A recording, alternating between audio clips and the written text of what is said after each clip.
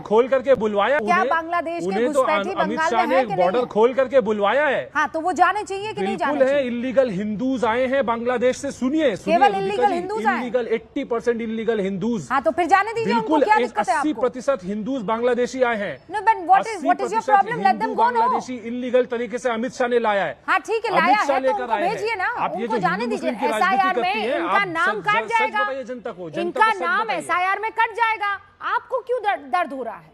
आपको क्यों परेशानी नहीं हो रही कटेगा, है? नहीं कटेगा। अरे भाई, शुद्धिकरण ही तो हो रहा है। क्यों नहीं कटेगा जानती है? शुद्धिकरण होने सुनिए ना मेरी बात, क्यों नहीं कटेगा जानती है? क्योंकि यही अमित शाह कहते हैं कि हम जो है आपको सीए द्वारा नागरिकता दे देंगे, मुसलमानों को सीए द्वारा नागरिकता नहीं देंगे। पहले आप अपने आप को जो है रूबिका लियाकत हिंदू मुसलमान करती है, और यही वजह है कि मथुआ समाज, आज मथुआ समाज जो है यहाँ पर एक फॉर्मूला लेकर आए हैं कंफ्यूजन में बैठे हुए हैं कि बांग्लादेशी मथुआ समाज करे तो हिंदुओं करे की क्या? घुसपैठिए के तौर पर अरे भाई, बांग्लादेशी हिंदुओं को घुसपैठ करने की जरूरत नहीं है। उनको तो सरकार सच में सीए के थ्रू उनको आधार कार्ड दिया सिटीजनशिप बीजेपी दे ने, देगी। उनको झूठे कार्ड देने की जरूरत नहीं है। वोटर क्यों कार्ड अरविंद दिया वाजपेयी बीजेपी ने। जी?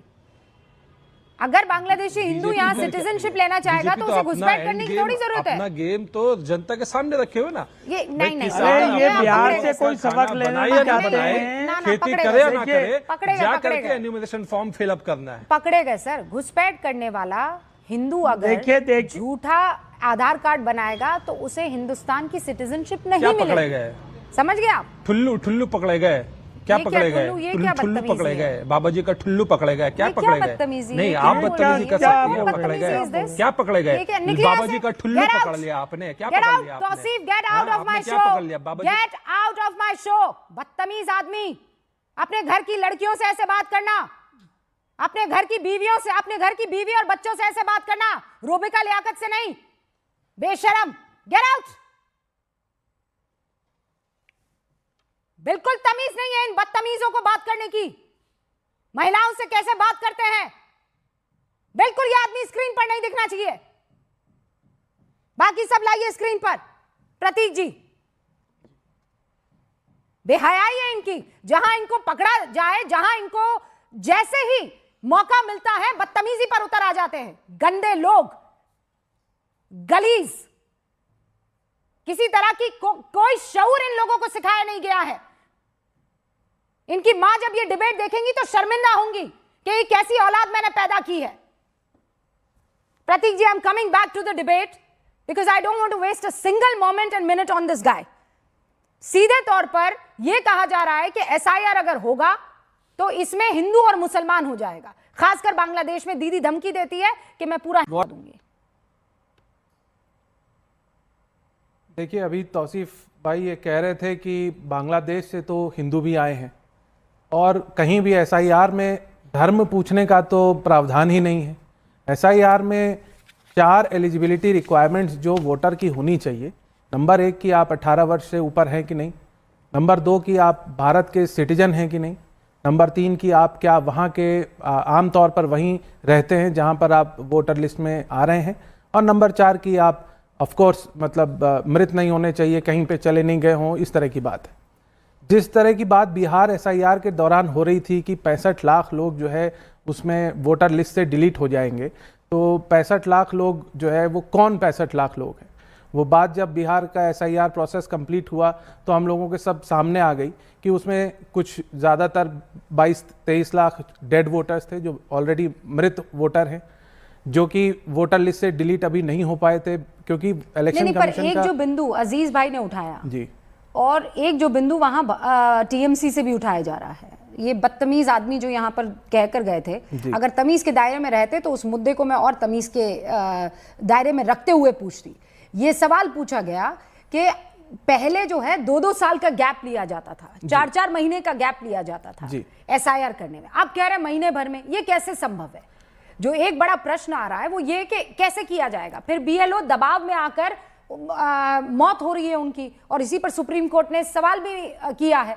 तो ये इसके ऊपर आपका क्या जवाब है? देखिए, सबसे बड़ा जो बदलाव आ गया है पिछले एसआईआर से अब में, वो है टेक्नोलॉजी। अगर आप देखें तो पहले दौर में चुनाव की जब गणना होती थी तो 5-5 दिन तक गणना होती रहती थी। आज वो गणना 2 घंटे के अंदर हो जाती है। सारे न्यूज़ चैनलों पे आ जाता है और फाइनल रिजल्ट उसी दिन शाम को 2-3 घंटे के गणना के बाद आ जाता है। ये कैसे होता है? क्योंकि अब मशीन से काउंटिंग हो रही है।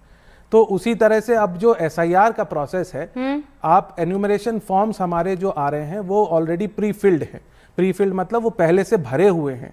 जो भी पुराने हमारे वोटर्स के डिटेल हैं वो उसमें इलेक्शन कमीशन ऑलरेडी छाप करके दे रहा है। तो वक्त उसमें कम हो जाता है। आपके पास जब फॉर्म आएगा तो आपको ये देखना है कि क्या ये जो जानकारियां दी हैं वो सही हैं या गलत है। एक बड़ी खबर इस बीच आ गई हमारे पास।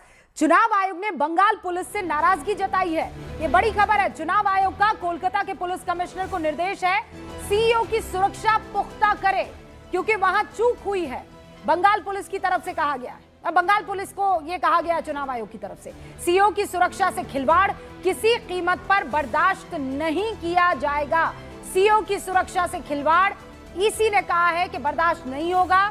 ईसी ने बंगाल पुलिस से इस मसले पर नाराजगी जताई है और कहा है कि यह चूक ठीक नहीं है। नाराजगी बाकायदा जताई गई है। अरविंद वाजपेयी जी भी हमारे साथ जुड़े हुए हैं। अरविंद जी, कुछ बिंदु जिस पर आपने अजीज भाई को सुना, कुछ बिंदु जिस पर इनफैक्ट वरुण जी के पास मैं अभी जाऊंगी, लेकिन मैं चाहती हूं कि ये जो चुनाव आयोग BJP plus LJP plus JDU plus जितने भी आपके घटक दल है, उन सब की मिली भगत के तौर पर देखा जा रहा है कि एसआईआर आपके लिए फायदे का सौदा, एसआईआर विपक्षियों के लिए बहुत बड़ा नुकसान, जैसा बिहार में हुआ।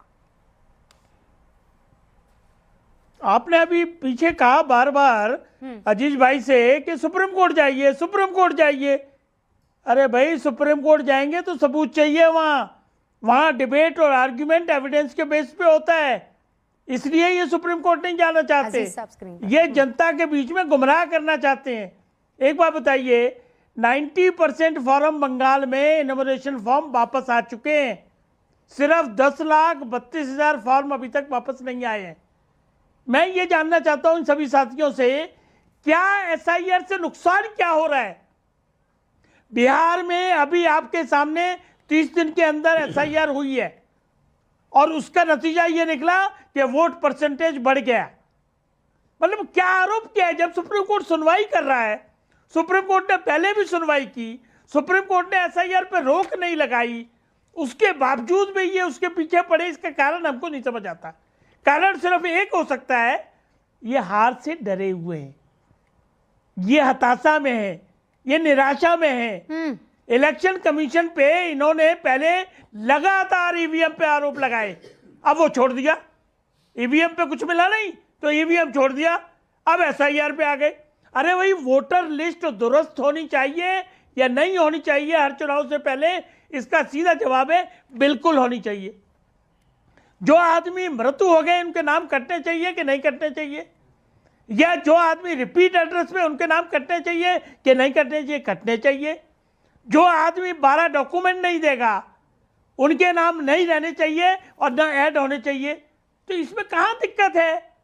किस तरह के बेबुनियाद आरोप लगा के इनको क्या हासिल होगा जब बिहार की जनता ने यह बता दिया कि देखिए एसआईआर का कोई मुद्दा नहीं है।